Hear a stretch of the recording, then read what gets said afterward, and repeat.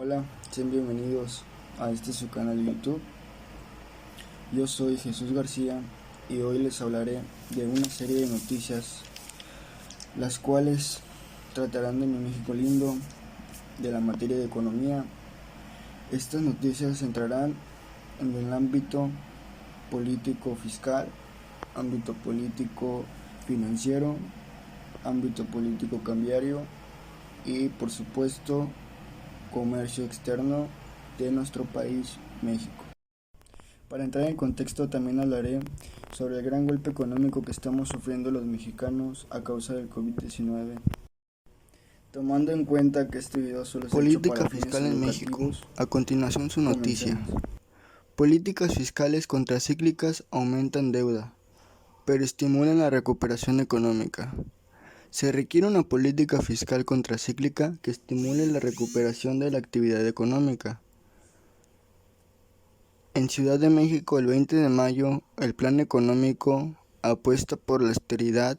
En el gobierno, el sector empresarial requirió a la Federación Política Fiscal para poder enfrentar la crisis económica que las medidas de distanciamiento social por la pandemia del COVID-19 dejará en la economía nacional. Como quiera que sea, cualquier medida que se tome, el saldo de la deuda aumentará.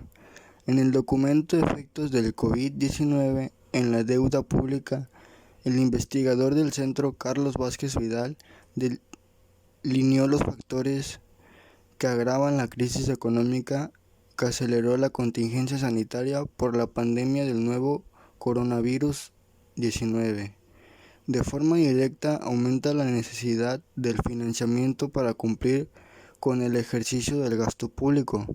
De forma indirecta, el saldo de la deuda crecerá debido al aumento de la deuda externa por la depreciación del peso.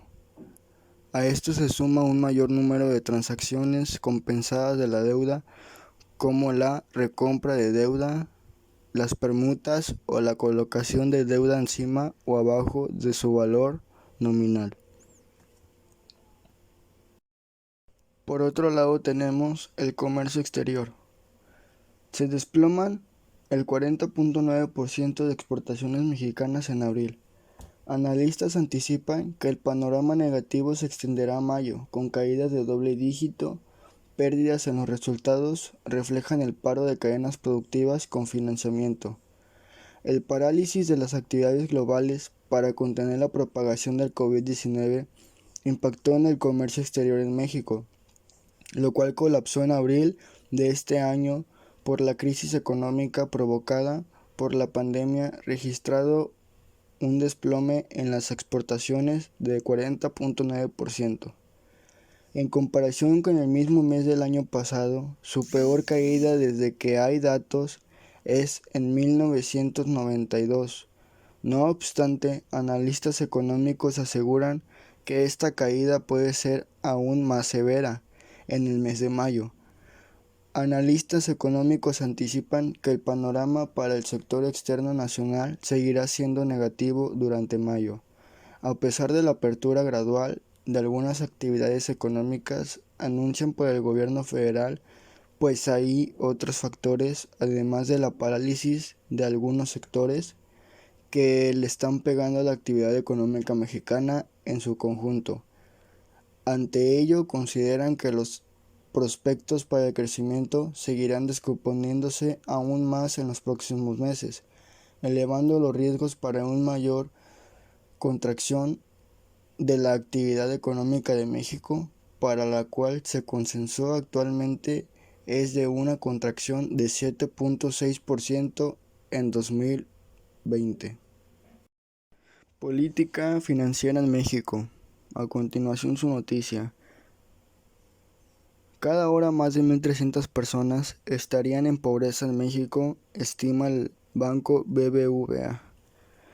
Ciudad de México. La institución financiera BBVA estimó que este año 12 millones de personas estarían en pobreza en México derivado de la crisis económica por el coronavirus. Esto significa que cada día serán 32.786 nuevas personas en pobreza o 1.366 por hora. según publicó El Financiero. El banco plantea dos escenarios con base en los modelos elaborados por el Consejo Nacional de Evaluación de Política de Desarrollo Social, Coneval. El primero, donde se emplea una caída del PIB de 7% y la cual es el estimado puntual del BBVA. En este se prevé que la población en situación de pobreza por ingresos podrían llegar a 58.4%, lo que presentaría un aumento de 12 millones de personas adicionales, mientras que 26.6% de la población estaría en situación de pobreza extrema, es decir, 12.3 millones más de personas. En este caso serían 44.808 personas adicionales por día que estarían en pobreza o 1.867 por hora. En ambos escenarios se calculan los dos modelos elaborados por el Coneval, uno con una tasa que afectúa constante generalizada y otro con efectos más agudos en los deciles con mayor pobreza urbana. Por simplicidad, se presenta solo el promedio de estos dos modelos, comentó BBVA. Por otra parte, el propio Coneval estimó que la economía mexicana se concentrará 5.3% más este año, con lo que este año 10.7 millones de personas más caerían en pobreza extrema y 9.8 puntos más en pobreza. Por último tenemos la noticia de la política cambiaria en México. Peso cae 0.60%. El dólar cotiza en 24.66 pesos por unidad en bancos. El peso mexicano terminó la jornada de este miércoles con una pérdida de 0.60%, con lo que el dólar interbancario se ubicó en las 24.3260 unidades, según datos del Banco de México. En ventanillas bancarias la moneda estadounidense se vende en 24.66 pesos por unidad, de acuerdo con datos Citibanamex. En los últimos 3 días la moneda mexicana acumula una depreciación de 2.31% frente al billete verde. Este resultado de la divisa nacional se da luego de que el miércoles el presidente de la Reserva Federal de Estados Unidos, Fed, incitó al Congreso de USA a la administración del presidente Donald Trump a poner en marcha mayores estímulos para minorar el impacto de la pandemia del COVID-19 en la economía. El funcionario descartó la posibilidad de que la Fed decida implementar tasas de intereses negativas a pesar de las presiones de Trump. El mercado cambiario se encuentra a la espera del anuncio de política monetaria de banco. El Banco de México el jueves, en el que podrían deducir en 50 puntos base su tasa para llevarla a 5.50%, de acuerdo con estimaciones de analistas.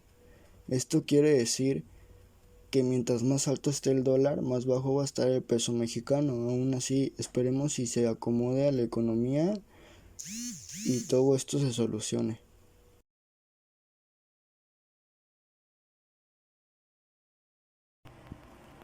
Bueno, hasta aquí el video de hoy.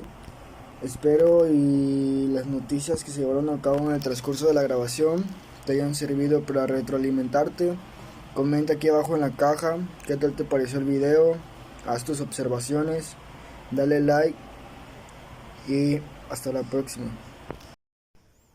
Bueno, mis queridos espectadores, hasta aquí el video de hoy. Espero les haya gustado y sobre todo que les haya servido de retroalimentación.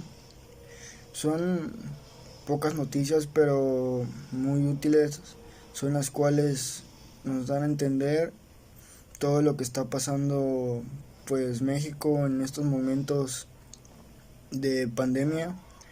Cuídense, no salgan de su casa y comenten abajo qué tal les pareció el video, dejen su like, hasta la próxima.